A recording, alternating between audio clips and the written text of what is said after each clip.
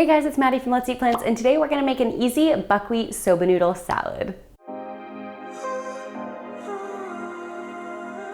I love salads. I love grain salads, I love noodle salads, I love plain old vegetable salads. I love them all. I just can't get enough salad. Especially during summer, I feel it's one of the best things you can eat because it's so refreshing and crisp and crunchy and just salad. So today I'm going to show you one of my favorite salads. It's really easy to make, and that is this buckwheat soba noodle salad. So the main ingredient and the base of this salad is going to be these buckwheat soba noodles. I really like buckwheat because it's a good alternative to regular wheat, and it gives like a really nice flavor and texture to these noodles. And we mix these with some veggies and a really easy soy sauce, kind of Asian inspired dressing. And that's pretty much it. So this is the base, our buckwheat soba noodles, which I get at my local Asian shop. I think they're available in most grocery stores nowadays, but definitely try your local Asian store, or if you don't have one nearby you, I will link an Amazon link down below. You guys can check that out as well. We wanna make these first so they have time to cook fully and then cool down, because like I mentioned, this is a cold salad. So let's make our buckwheat soba noodles first.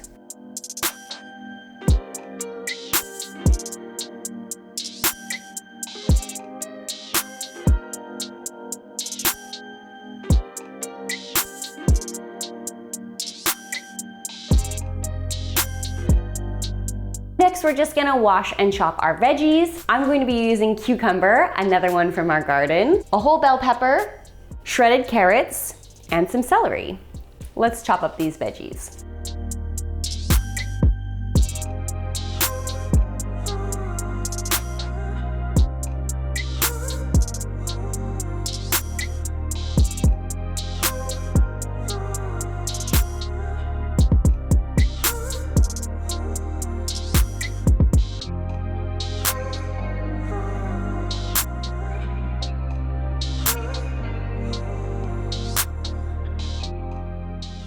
So now we have our lovely salad ready to go. We're just going to add a very simple dressing. I just use soy sauce, sesame paste, a little bit of rice vinegar, and some powdered ginger. It does taste a lot better with fresh ginger. If you want to take the time to mince up a fresh piece of ginger, that would work really well as well. But sometimes you're just feeling lazy and you want a shortcut. So I just keep powdered ginger on hand, and I use it in like various recipes. Definitely the lazy alternative. So if you are feeling more adventurous, feel free to mince up some fresh ginger and put that in there instead of the powdered. This is the sesame paste I'm using. You could probably also use tahini, but it does have a little bit of a different flavor because these sesame seeds have been toasted before they were ground, and I believe tahini is just the raw sesame that's been ground. So they do have kind of different flavor if you can find this sesame paste. I personally prefer it for dressings like this, but if you don't want to go out and buy one whole sesame paste just for this recipe, I totally understand. You can definitely try it with sesame oil.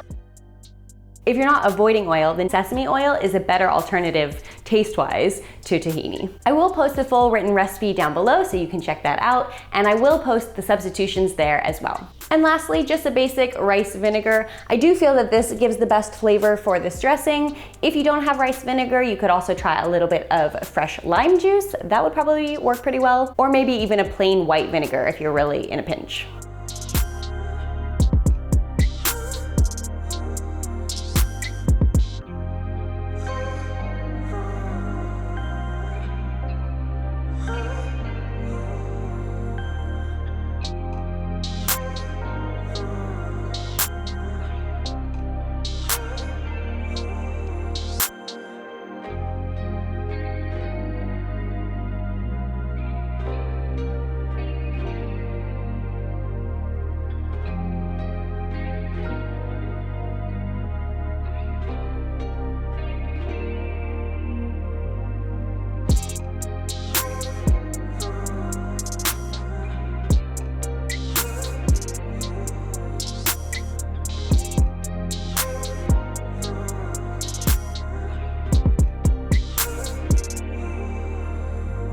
So as you can see, for this amount of salad, I only used about half of my dressing. If you are making a bigger salad, you'll probably need the whole thing. If you are making a smaller portion, just start with half first and kind of taste it and see if you like it, if it's dressed enough, etc. And you can store the leftovers in the fridge, or if you know you're gonna make a smaller portion from the beginning, then just make half the dressing recipe. That works as well. And I also like to add a little bit of roasted sesame and fresh green onions at the end. These of course are optional, but if you do have them at home already, I highly recommend adding them on. And if not, don't worry about them, just leave them off. This salad is also really great to take on the go. I usually just mix the soba noodles and the vegetables first and leave the dressing on the side, and then I dress it right before I eat it. Or you can also dress it in advance. That totally works too. I hope you guys enjoyed this video. If you did, please feel free to give it a like, and don't forget to subscribe. I'm making new videos every week, bringing you vegan recipes and whole food plant-based recipes for you to make at home. And with that, let's eat plants, and I will see you guys next time. Bye.